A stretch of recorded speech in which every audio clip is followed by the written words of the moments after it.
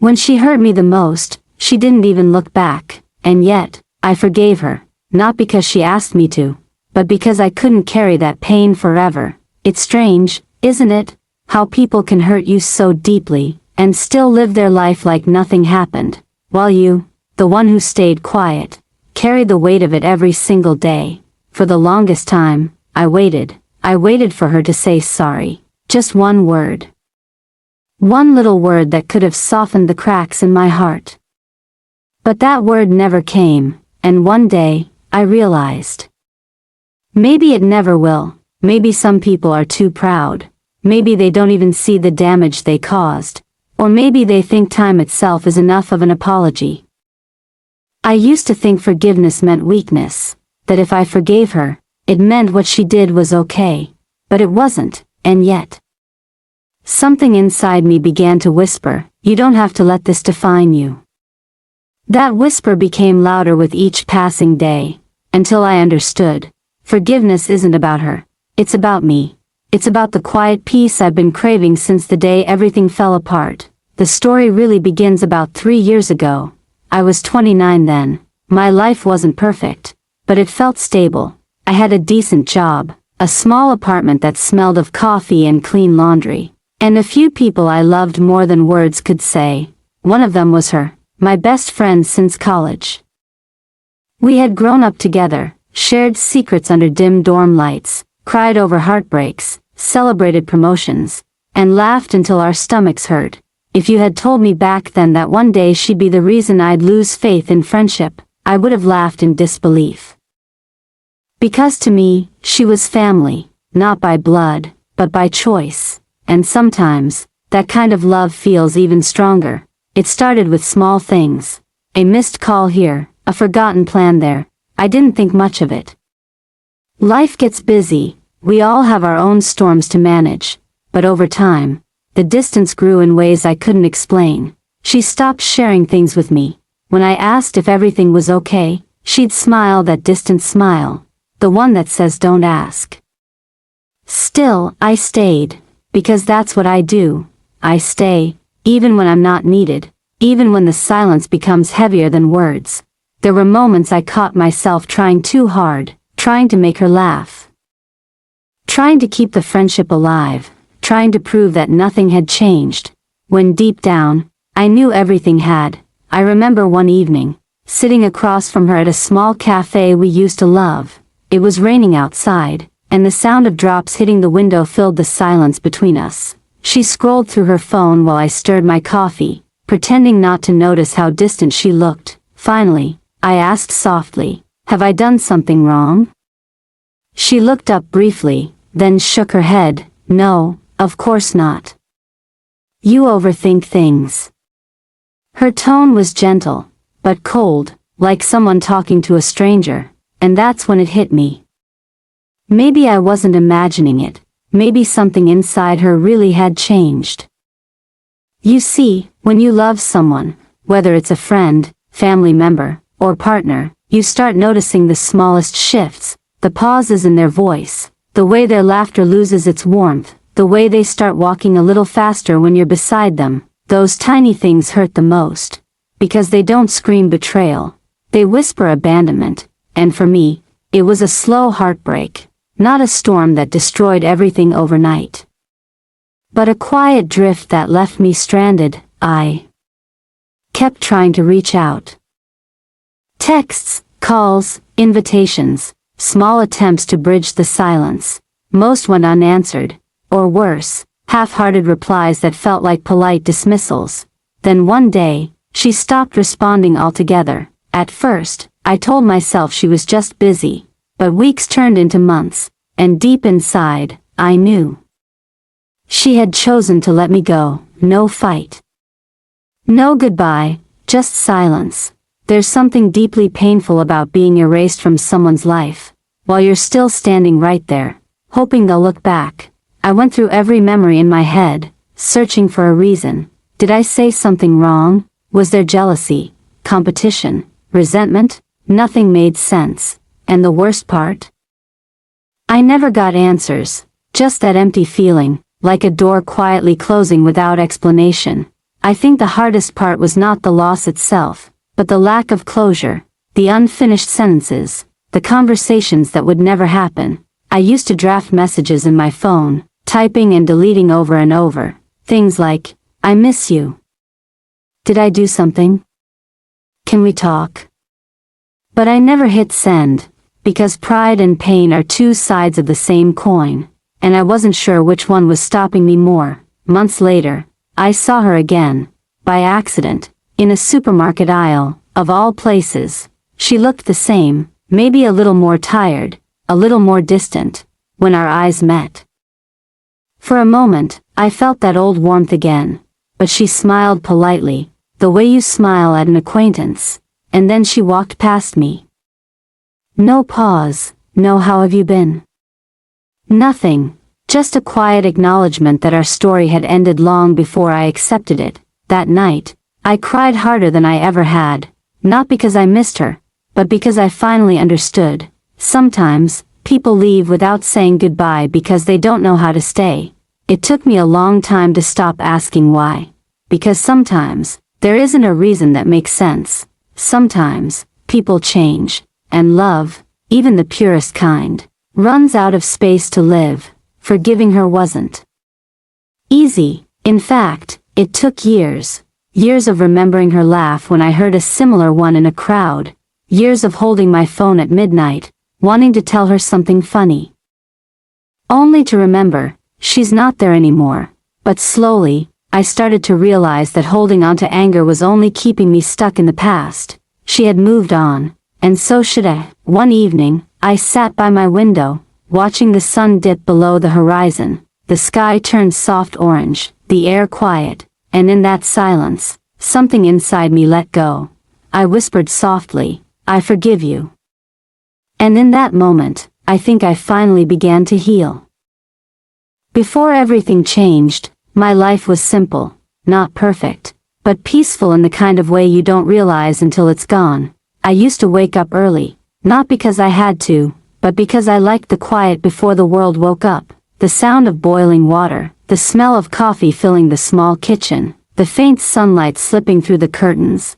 There was something comforting about those slow mornings.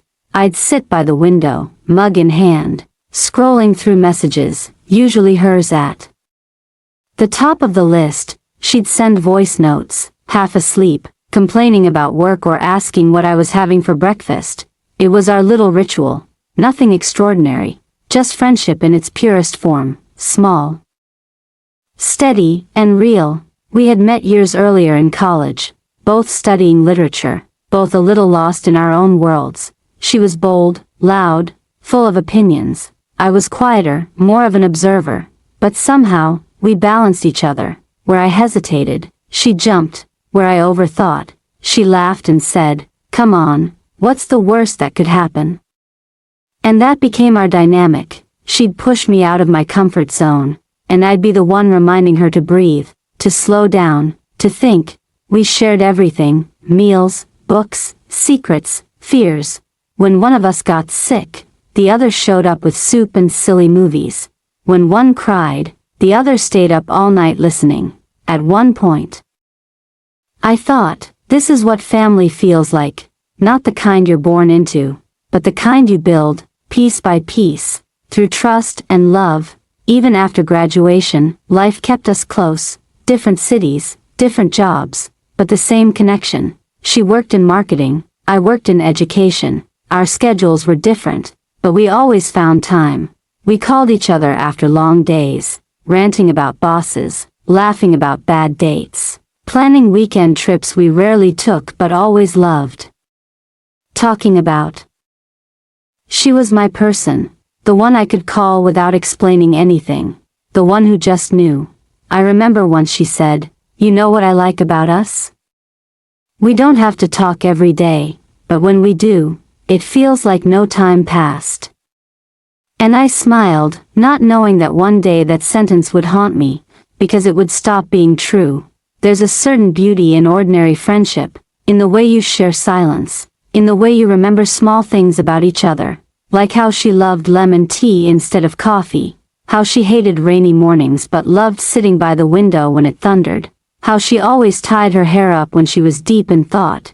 I knew all her moods, all her dreams, all her fears, and she knew mine, or at least, I thought she did. Looking back now, I can see signs I missed, moments that seemed small but weren't. The times she grew quiet when I talked about my achievements, the subtle shift in her tone when I started seeing someone new, the way she stopped sharing her worries, as if I'd somehow stopped being the person she trusted with them. But at the time, I brushed it off. Because when you love someone, in any form, you give them the benefit of the doubt. You believe in their heart even when their actions hurt you. I remember one night clearly. We were sitting on my balcony with a blanket and a bottle of cheap wine. The city lights below us looked like scattered stars. She asked suddenly, "Do you ever think we'll grow apart?" I laughed and said, "No way. We've been through too much." She smiled, but it was a sad smile, the kind that lingers, like a question that never got an answer. At that moment, I didn't realize she was already halfway out the door. Life went on, we both got busier, promotions, deadlines, the chaos of adulthood. But no matter what, we always found our way back to each other. At least, I thought we did. There was comfort in knowing she was just a call away, like a safety net. Invisible, but strong. Until one day, it wasn't. Around that time, I started noticing the quiet. You know how sometimes a room feels empty even when it's full? That's how our friendship started to feel. She began replying slower, her texts shorter. Our conversations, once hours long, became a few lines exchanged out of habit. At first, I blamed life, work, stress, relationships, all the things that slowly chip away at connection. But then I noticed something else. Her absence wasn't just physical, it was emotional. It's a strange feeling, missing someone who's still there. You can see them, talk to them, even laugh with them. But deep down, you know something has shifted. My mother once told me, people don't always leave with a bang. Sometimes they fade quietly. I didn't understand it then, now I do. Because that's how it happened. Slowly, gently, without warning. A few missed birthdays, a few canceled plans, a few conversations that ended sooner than they should have, each one small enough to ignore. But together, they built a wall between us. I tried to tell myself it was temporary, that she'd come back around, that we just needed time. But weeks passed, then months. And I found myself replaying old memories like comfort food, photos of us laughing at a cafe, voice notes filled with inside jokes, birthday cards with handwriting that now felt like a relic.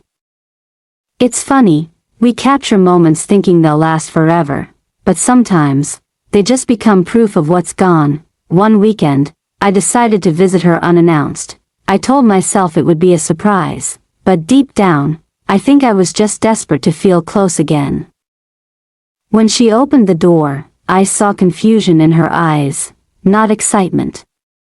Not warmth, just surprise, the kind that borders on discomfort. She let me in, but the air felt heavy. We sat on the couch, talked about work, weather, nothing real. The conversation limped like an injured thing. I looked around her apartment, new decorations, new photos, new faces. It felt like I was walking through a version of her life I no longer belonged to. When I left that day, I told myself, it's okay. Friendships change, but deep inside, something cracked. After that visit, I tried to keep things normal. I'd still send her little things, memes, quotes, random thoughts. Sometimes she'd reply. Sometimes not, and then, slowly, she stopped altogether. No more good mornings. No more did you reach home safe? No more laughter over nothing. It was as if the version of her I knew had vanished. I spent weeks replaying our last few months, trying to pinpoint the moment she decided to let go. But there wasn't one. It was a gradual unraveling, like a thread quietly coming loose until the whole fabric fell apart. There were nights I couldn't sleep. I'd stare at my phone, tempted to send a message that said, I miss you. But pride, or maybe fear, kept my fingers still. I told myself, if she cares, she'll reach out. But she didn't. Sometimes, the hardest thing is realizing that people you do anything for wouldn't do the same for you. But I also know this. She wasn't cruel. She didn't mean to hurt me. Maybe she just didn't know how to stay when things got complicated. Maybe I reminded her of a version of herself she was trying to outgrow. And maybe that's okay. Because love, in any form, isn't meant to be possession. It's meant to be presence. And when that presence fades, holding on too tightly only breaks you more. In the months that followed, I learned to live with the silence. I filled my time with work, books, walks, small distractions. But some nights, the memories would sneak in, softly, like a song you didn't realize was still playing. I'd see her favorite flower on someone's table, or hear a laugh that sounded like hers, and for a split second, I'd forget, she's not mine to miss anymore. Looking back now, I think that's what made forgiveness so hard. It wasn't just about what she did. It was about everything we were, everything we could have still been, if only she had stayed. But I suppose that's the thing about life. People come and go, and sometimes, they leave without a reason, and we learn to keep living anyway. It's strange how silence can grow louder over time. At first, it's just a pause, a missed reply, a shorter message, a conversation that feels slightly off. But slowly, that silence becomes a wall. You start wondering if you should speak, or if speaking will only push them further away. That's how it was with her. Every time I reached out, she seemed a little more distant, polite, but detached.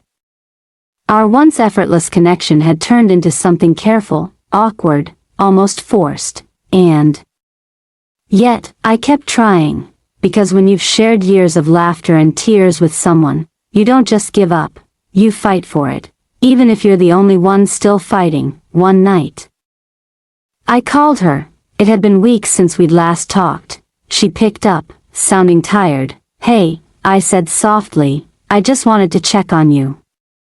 A long pause followed. "I'm okay," she replied. "Just a lot going on." I wanted to ask what a lot meant, but I could hear in her tone she didn't want to open up, so I just said, "I'm here if you need me." And she said, "Thanks." That was it. No warmth, no comfort, just a single word that landed like a door closing quietly. After that, I started to notice how careful she was with me. She chose her words, kept her distance, as if our friendship had become fragile glass. One wrong move and it might shatter completely.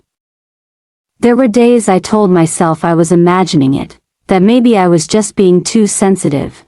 But deep down, I knew, you always know.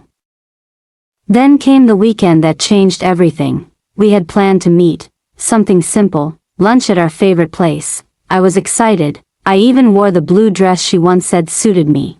But an hour before we were supposed to meet, she texted, "Hey, something came up. Can we reschedule?" I replied, "Sure, no problem. Hope everything's okay." She never answered. Later that evening, scrolling through social media, I saw a photo, her smiling at another cafe, surrounded by new faces. It wasn't the cancellation that hurt, it was the replacement, the realization that she chose to be somewhere else, with someone else, when she could have been with me. I remember staring at that photo for a long time. The smile on her face looked real, carefree, a kind of joy I hadn't seen in her eyes for a long while. And instead of anger, I felt something else, an emptiness I can't quite describe. I didn't confront her. I didn't say, "Why did you lie?" Because part of me already knew the answer. She didn't owe me honesty anymore, not the way she once did. So I stayed quiet, and that quiet began to eat at me. Every time I saw her posts, heard mutual friends mention her, I'd smile and nod like I was fine, but inside, I was unraveling. You see, heartbreak isn't limited to romance. Losing a friend, especially one who once knew every piece of your heart, can hurt even more. Because there's no clear ending, no breakup, no final goodbye, just a slow fading, like watching colors drain from a painting you loved. Weeks turned into months. We barely spoke, and when we did, our words felt rehearsed, surface level, safe, emotionless. Once, I gathered the courage to ask her, "Did I do something wrong?" She smiled faintly and said, "No, you're just overthinking again."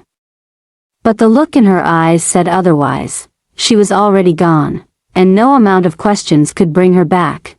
There's a particular ache that comes with pretending everything's fine, when both of you know it isn't. I'd see her across the room at gatherings, and we'd exchange polite smiles, strangers wearing familiar faces. It's a quiet kind of grief, mourning someone who's still alive, mourning something that technically still exists.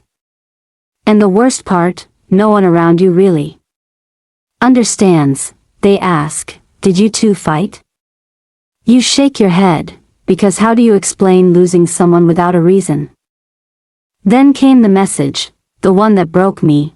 I had texted her about something small, maybe a meme or a memory, and she replied, "Hey, I've been meaning to tell you, I think we should take some space. I just need to focus on myself for a while." That line, "focus on myself," I've learned it usually means you're no longer part of the picture. My fingers hovered over the keyboard. I wanted to ask why, to beg for clarity, to remind her of everything we'd been through. But something stopped me. Pride, maybe, or exhaustion. So I simply replied, "Okay. Take all the time you need." She never responded. After that, I deleted our chat, not out of anger, but because seeing her name every day was a wound I kept reopening. I told myself I was letting go, but every night, my thoughts found their way back to her anyway. I replayed our laughter, our promises, our late-night talks, and every time, I'd wonder, how does something so strong just disappear? Months passed. I focused on work, on myself, on healing. But sometimes healing isn't a straight line. You take 2 steps forward and 1 step back. There were nights I'd still dream about us, sitting in our favorite cafe, talking like nothing ever went wrong, and for a few seconds after waking, I'd feel peace, then reality would return like a wave, cold and unkind. Once, I ran into one of her new friends. They spoke kindly of her, said she was doing great, thriving, that she was in a better place mentally. And I smiled, even though it hurt, because maybe I wasn't part of that better place. Maybe my chapter in her story had ended. I thought I'd feel anger, but instead, I felt gratitude, for the years she stood beside me, for the way she taught me to be brave, to laugh louder, to see life in color. Even if she left, she had once made me happy, and that mattered. But forgiveness, that came later, much later, because before forgiveness, there's grief. And before grief, there's confusion, and before confusion, there's that haunting question, why wasn't I enough? That question stayed with me. It followed me through long nights and empty days, until one afternoon, I realized something. Maybe it was never about being enough. Maybe she simply outgrew what we were, and as painful as that is to admit, it's part of life. People evolve, and sometimes, love can't follow where they're going. Still, there were moments that stung, like the day I saw her at a mutual friend's wedding. She looked beautiful, radiant, like she'd left all her past behind. When she saw me, she smiled politely. We exchanged a hug, brief, careful. "How are you?" she asked. "I'm good," I said. "You look happy." She nodded, and for a moment, it felt like old times. But only for a moment, because then someone called her name, and she turned away, laughing, her eyes full of light. I watched her walk off, and it hit me, she didn't look back, not once. That night, I sat by my window again, the same place I used to sit and tell her everything, only this time, there was no one to listen. The city lights blurred through my tears, and I realized, this was it, this was the end of us. No fight, no betrayal. Just the quiet understanding that sometimes people drift apart, and there's no way to bring them back. I won't lie, it broke me, but it also changed me. I learned that love doesn't always end with anger. Sometimes, it just ends. and that's okay. Because maybe every person who leaves teaches you something you were meant to learn, even if the lesson comes wrapped in pain. That evening, I remember, the sky outside was gray, the kind of color that feels like silence. You can't tell if it's going to rain or just stay still forever. I was in the kitchen, cutting vegetables, when I heard my daughter-in-law talking on the phone in the living room. Her voice was soft but firm, the way people talk when they're trying to hide something. I didn't mean to listen, but some words, they just reach you, even when you're not trying to hear. She said, "I can't do this anymore. Living like this. It's too much." My hands froze, the knife was halfway through a carrot, my heart was halfway through breaking. Then she said something else, quieter this time. "She doesn't mean harm, but she's everywhere. It's like the house isn't mine." The house isn't mine, those words stayed in my ears like an echo that wouldn't stop. That house, the same one I built with my late husband, the same one where I had painted every wall, planted every flower, the same house where my son took his first steps, and now, it wasn't hers. It wasn't even mine. It was just a space filled with quiet tension. I wanted to tell myself she didn't mean it that way, that she was tired, frustrated, overwhelmed, but deep down, I knew, she was. Drawing a line, that night, I couldn't sleep. I kept turning from side to side, watching the faint light from the hallway slip under my door. It reminded me of all the nights I had stayed awake waiting for my son to come home safely, and now I was awake, wondering when I would have to leave him. The next morning, I decided to act like nothing had happened. That's something mothers do. We pretend we didn't hear, didn't notice, didn't feel. We try to protect what's left of the peace. I smiled at breakfast. I asked her about her work. I told her the tea was too sweet. She nodded, half smiling, half somewhere else. My son looked tired too. He didn't say much, just kept his head down, scrolling through his phone. I knew he was caught in the middle, and that's the cruel part. When love becomes a tug-of-war, no one wins. A few days later, the tension broke. It was raining. The kind of rain that sounds like whispers on the window. I had done the laundry early, folded it neatly, and placed it on the couch for them to pick up later. But when she walked in, she didn't see neatness. She saw interference. Her voice was cold, but shaking. She said, "You don't have to do everything. You know, I can take care of my home." My home, there it was again, the invisible wall I had been pretending not to see. I opened my mouth to say something, but the words just fell apart. Instead, I said softly, "I was only trying to help." She didn't reply. She just walked past me, took the laundry, and disappeared into her room. For a long time, I just stood there, listening to the sound of the rain. It felt like the house was crying too. That evening, my son came to me. He sat beside me quietly on the couch. He didn't look at me at first. Then he said, "Mom, can we talk?" I nodded, even though I already knew what was coming. He took a deep breath. "She's been feeling uncomfortable lately," he said. "She feels like she doesn't have her own space." I stared at my hands. I noticed how the lines on my skin had deepened over the years. Time had left its marks quietly, like it always does. Then he added, "We were thinking maybe it would be better if you stayed with Aunt Sarah for a while. Just until things calmed down." I didn't move. I didn't even blink. I just let the words sink in. Aunt Sarah, a guest in my own story, a pause in my own home. I wanted to ask him, for how long? But I already knew there wouldn't be an answer. That night, I packed my bag. When I reached Aunt Sarah's house, she welcomed me with open arms. Her home was small, warm, and filled with the smell of old books and jasmine tea. I sat on her couch, and for the first time in months, I allowed myself to cry, not loudly, not brokenly, just quietly, the kind of crying that feels like you're finally exhaling after holding your breath for too long. She didn't ask questions. She just placed a cup of tea in my hands and said, "Sometimes, love needs distance to survive." And that night, as I lay in the guest bed, I thought about those words. Maybe she was right. Maybe stepping away wasn't a loss. Maybe it was an act of love. Because love, at its purest, is not about staying close. It's about letting go when closeness hurts too much. The next morning, I woke up to sunlight filtering through lace curtains.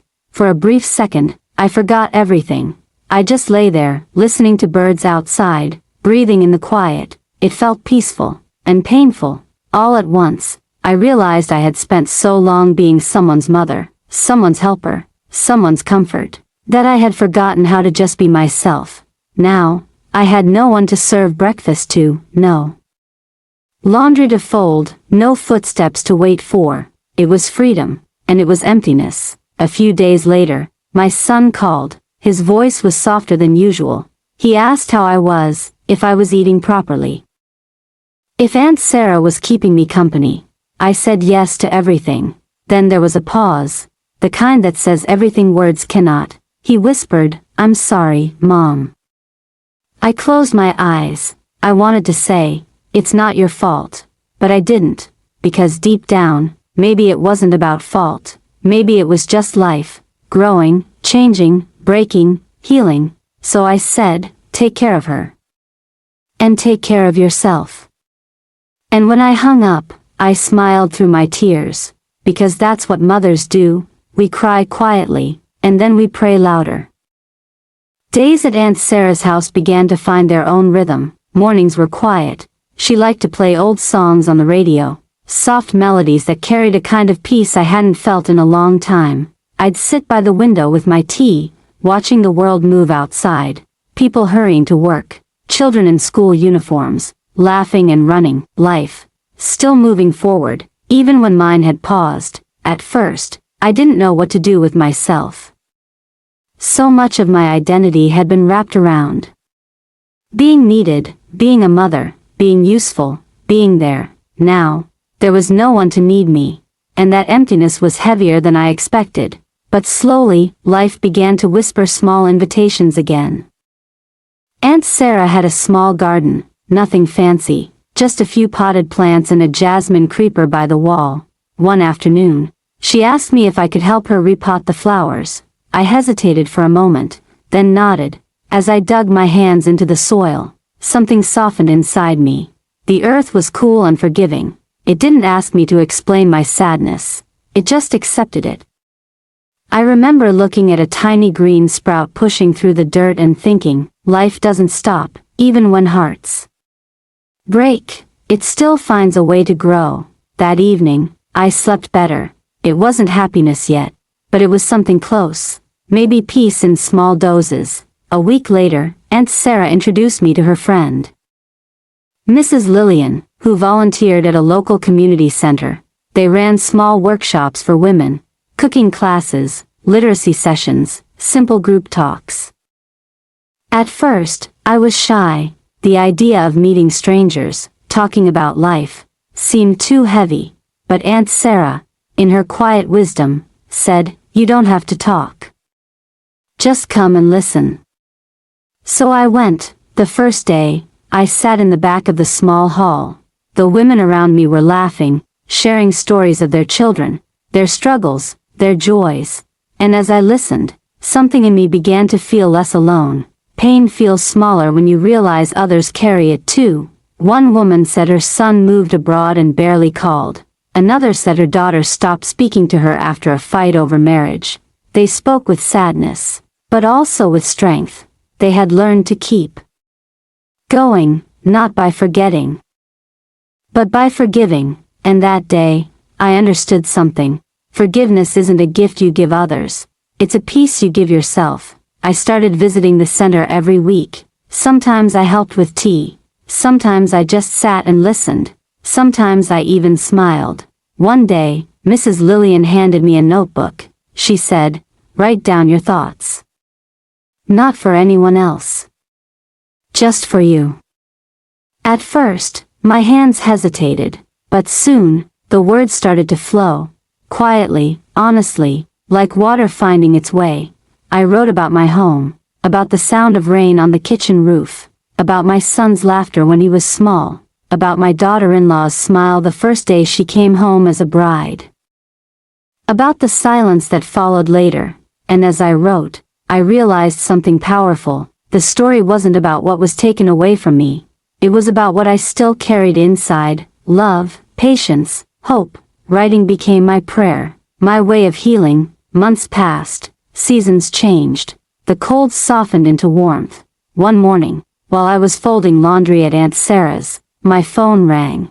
It was my son. His voice sounded gentler, almost nervous. "Mom," he said, "can we come visit you this weekend?" For a second, I didn't know what to say. The day they came, the house felt alive again. I had made tea, arranged snacks, even placed fresh flowers in the vase.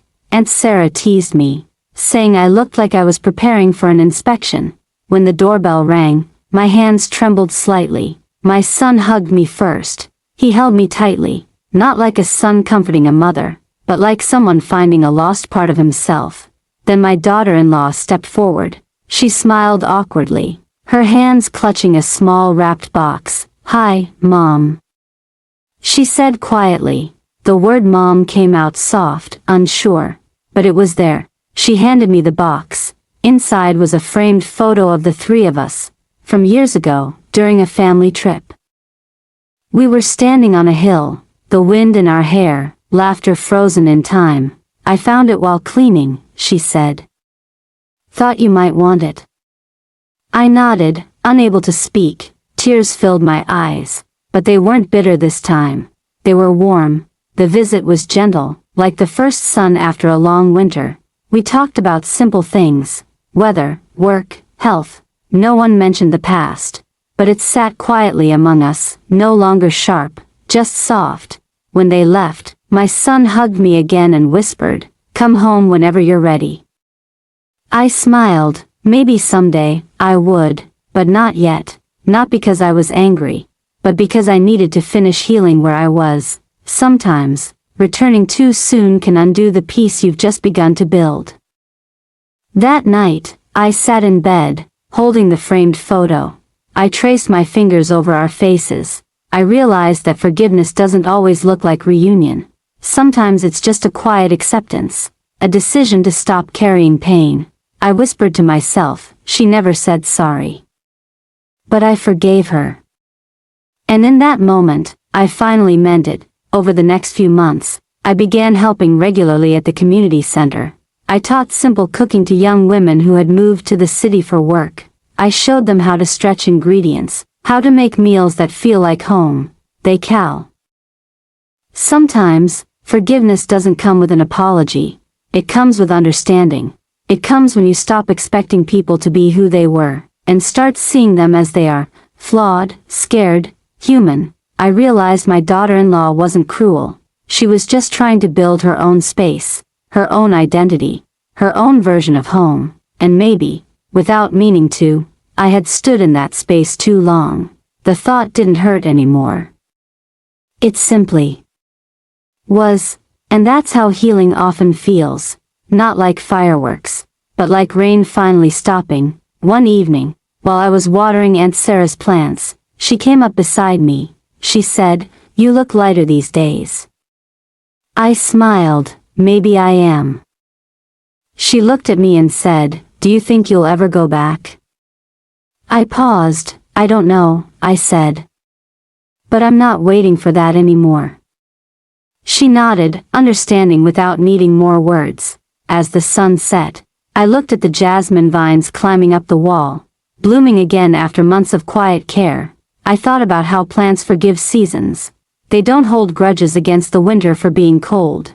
They just wait, and when the time is right, they bloom again. Maybe that's what I was doing too, forgiving the winter inside me, and learning how to bloom again.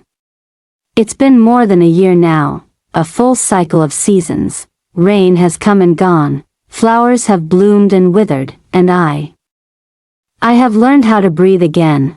I still live at Aunt Sarah's house, though now, it doesn't feel like I'm staying here. It feels like home. The walls have my laughter on them now. The kitchen smells like my tea. The little garden outside carries my fingerprints on every leaf. I sometimes think about that day. The day I walked out of my son's house. I can still feel the cool air on my face, the way my heart trembled but didn't break. It was the moment I stopped being just someone's mother, someone's helper, someone's background, and became myself again. Forgiveness didn't happen overnight. There were days when I felt strong and calm. And then, there were nights when memories burned like quiet embers. But that's how healing works. It doesn't erase the pain. It simply teaches you how to hold it gently. I learned to forgive without hearing the words "I'm sorry." Because maybe she didn't know how to say it. Maybe pride held her back. Maybe guilt did. But I realized that waiting for an apology was like waiting for rain in a dry season. It may come, it may not. Either way, the earth still learns to survive. And I wanted to survive. No, I wanted to live. I tell them, I didn't move on. I just moved with it. Pain walks beside me still, but it no longer leads me. Now, peace does. And when I look back, I don't see failure. I see love. Love that was misunderstood. Love that hurt. Love that healed. Because that's life. It gives, it takes, and if you're patient enough, it gives again, differently, quietly, but beautifully. Sometimes I dream of my husband. In the dream, we're sitting in our old house, drinking tea. He smiles at me and says, "You did well." And I wake up with tears in my eyes, but they're warm, not heavy, because I know he'd be proud. Proud that I didn't let pain make me hard, that I stayed gentle. Even when life wasn't. If you asked me today whether I'd go back to my old house, my old life, I'd say no, not because I don't miss it, but because I've learned that some chapters are meant to end quietly, and that's okay. The beauty of life isn't in holding on forever, it's in knowing when to let go with grace. I may never hear the words "I'm sorry," but I don't need them anymore, because I've said something even more powerful to myself: I forgive you. And maybe, most importantly, I forgive me. Now, when I water the garden in the mornings, I watch new blossoms open, small, fragile, but full of promise, and I think, this is what forgiveness looks like. Not loud, not dramatic, just quiet growth, day after day. Very few weeks, my son visits, sometimes alone, sometimes with her. The air between us is different now. Softer, cautious, but kind. She helps me in the kitchen, asks for my recipes, laughs at her own mistakes. We don't talk about the past, but I can feel her trying to bridge the silence that once divided us. And that's enough for me. One evening, while she was stirring soup, she said quietly, "You make everything taste better, Mom."